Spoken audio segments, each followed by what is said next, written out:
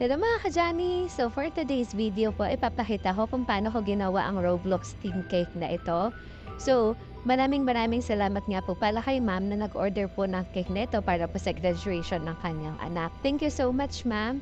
And then, kung makikita niyo po, ito ay ginagawa ko po yung cake topper po. Hindi ko na po napakita kung paano ko to inedit at kung paano ko po siya ginupit. Ayan, sa kasalukuyan po ay idinidikit ko na po sa ating mga stick, no atin pong mga cake toppers na ni-ready. So bilang baker po, no, hindi lang po kami nagbe-bake. Kami po ay nire-ready din namin yung mga toppers, nag-edit din po kami. Kami rin po ang namimili and then kami rin po ang naguhugas ng aming mga ginamit after baking. So, ayan po.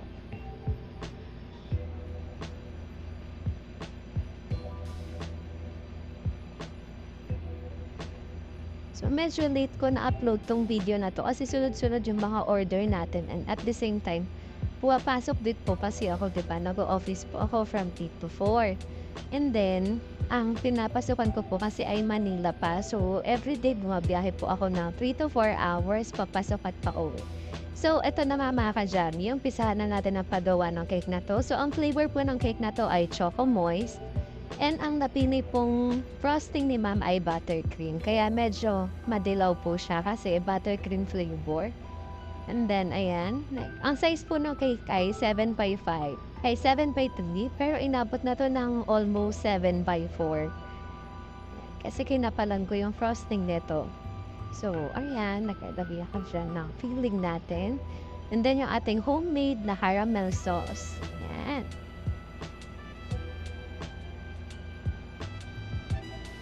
And then, magka-crumb coating na po tayo. So, ito naman yung usually natin na ginagawa kapag gumagawa tayo ng cake, nagka-crumb coat tayo para kapit na kapit po yung icing natin. So, napaka-importante po nito para magkaroon po ng base yung ating frosting. Especially po, ito po ay ibabiyahe ko. So, from Bulacan to Tondo, Manila, ibabiyahe ko po itong cake na to. So, kailangan matibay na matibay po ang frosting na ito at hindi tayo mapahiya sa ating customer. Ika-cram coat ko lang to and then ilalagay ko siya sa chiller before ko po siya i-coat no ating colored na frosting.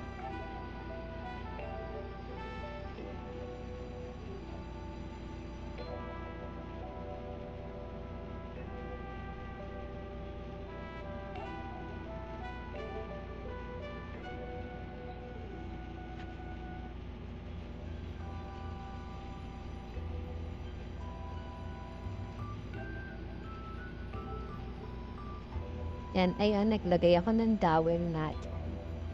Para po matibay yung ating cake, hindi siya basta-basta mag-i-slide at buguho.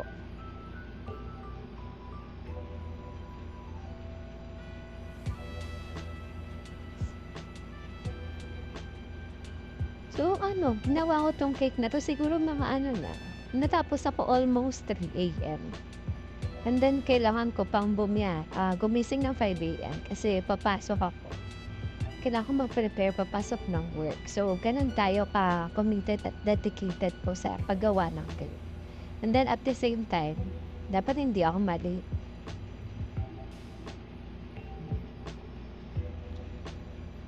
So, habang umiikot po yung ating cake, ay umiikot na rin yung paningin ko kasi medyo inaantok na ako. Pero syempre, dahil tinanggap ko po ang cake order na ito, ay kailangan ko po siyang matapos. And syempre, bilang commitment po sa nag-order sa atin, kailangan matapos ko siya ng maganda. Para po, maging happy po yung kanilang celebration ng graduation ng kanyang anak.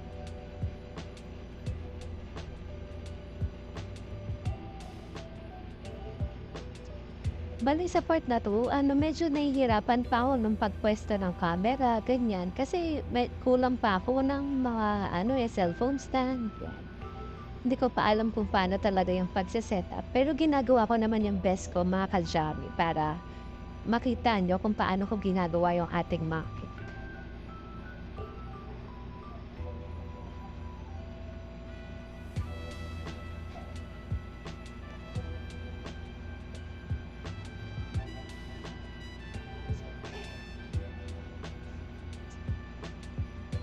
Yan, medyo pinapolish ko naman siya bago natin ilagay sa chiller. And then, ayan, after 20 to 30 minutes from chiller, maglalagay na tayo ng ating colored frosting, yung pinaka-theme ng ating cake, which is Roblox. Actually, gandang-ganda ko sa kulay nito. Make sure lang natin na makinis po yan.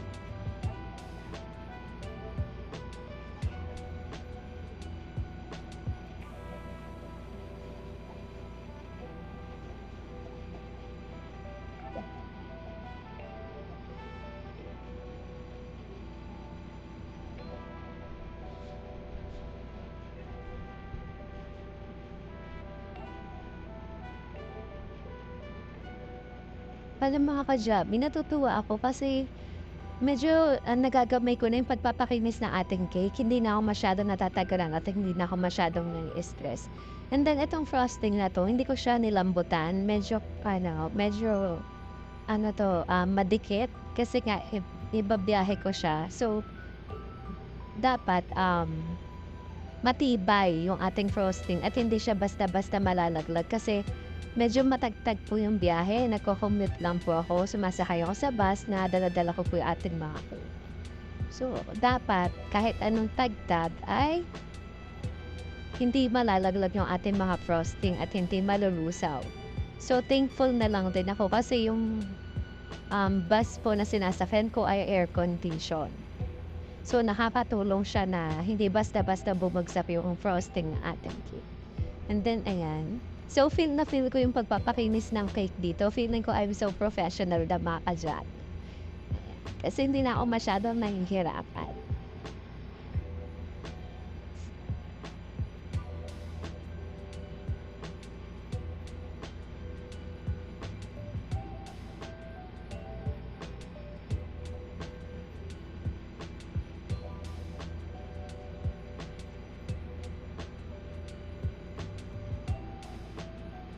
And mga ka-Javi, medyo nahirapan din pala ako sa pagtimpla ng kulay nito kasi nga yung frosting natin is buttercream, so medyo madilaw siya. Medyo mahirap anuhin yung mga kulay. And then, ayan, kung makikita niyo po, kinuha ko na yung kulay gray. Natatawa ko dito kasi mukha talaga siyang semento. Kung hindi siya nakalagay sa piping bag, mapagkakamalan talaga siyang semento. And since naman, para siyang wall, so okay lang. Talagang mukha siyang semento nga. So, itong ginagawa ko is isa sa mga pinaka-detalyado na cake. Lalo na yung bakod na yan. So, later on, makikita niyo mga ka-Javi kung paano ko yan ginawa.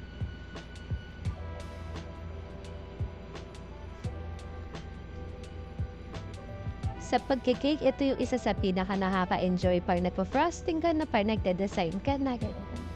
Lumalabas yung creativity. At the same time, nakaka-relax talaga siya. Kaya kahit pagod na pagod ako galing work, medyo puyat na, na-enjoy ko yung ginagawa ko. So, eto mga ka-Javi, kung makikita nyo, humingi na ako ng rescue dito kasi hindi masyadong precise yung kamay ko, nanginginig siya at hindi ko kaya maglinya ng ganyan na pantay na pantay.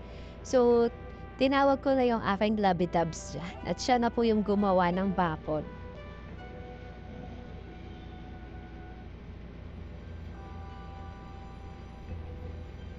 Yan mga ka-Javi, ganyan siya kadetalyado. Iisa-isahin po yan, naguhitan. And imagine, medyo nahihilo na ako dito, medyo lumalabo na yung paningin ko kasi nga, antok na ako. Pero kailangan kong tapusin tong cake order na to. So, papasalamat naman ako sa aking partner kasi ayan, nakasupport siya kapag may kailangan ako. Siya yung gumagawa. And then, hindi talaga yan natutulog hanggat hindi ako tapos. Siya na rin yung tagaligpit ng iba kong kalat. And then, hugasan na rin yung iba kong ginamit. Kasi, medyo mahalo talaga kapag ka-icing yung gamit sa paggawa ng cake. Ayan. So, nakita nyo, isa-isang ginuguhitan, diba?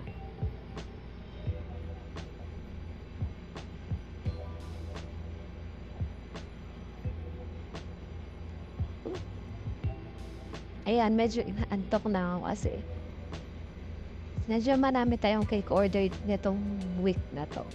Sunod-sunod siya, kahit pa isa-isa, pero sunod-sunod and sobrang nagpapasalamat po talaga. Kasi opportunity rin po yun para ma-improve ko pa po yung aking skills. Kaya sobrang na-appreciate ko po lahat ng umu-order sa'kin, yung mga kaibigan ko po na todo support. Oh, 'di ba? Ang ganda, mukha na talaga siyang bakod kahit hindi siya pantay-pantay. Isipin na lang natin na design ng bakod siya.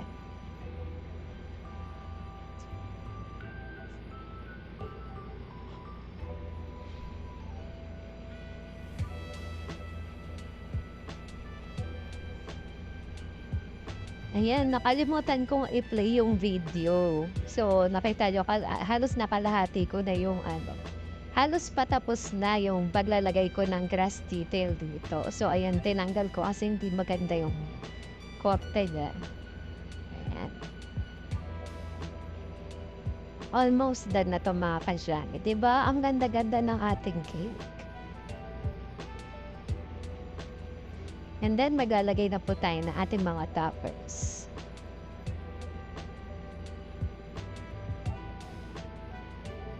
Ito yung ano, medyo excited ka na kasi alam mong patapos na yung cake at the same time nagdadasal ka na walang mangyari na hindi mo masagi yung cake kasi kung hindi uulit ka, magre-repair po tayo ng ating cake. So, ayan. Thankfully naman ako so far, wala naman akong experience na nasisiraan ako ng cake. Ang cute-cute talaga niya.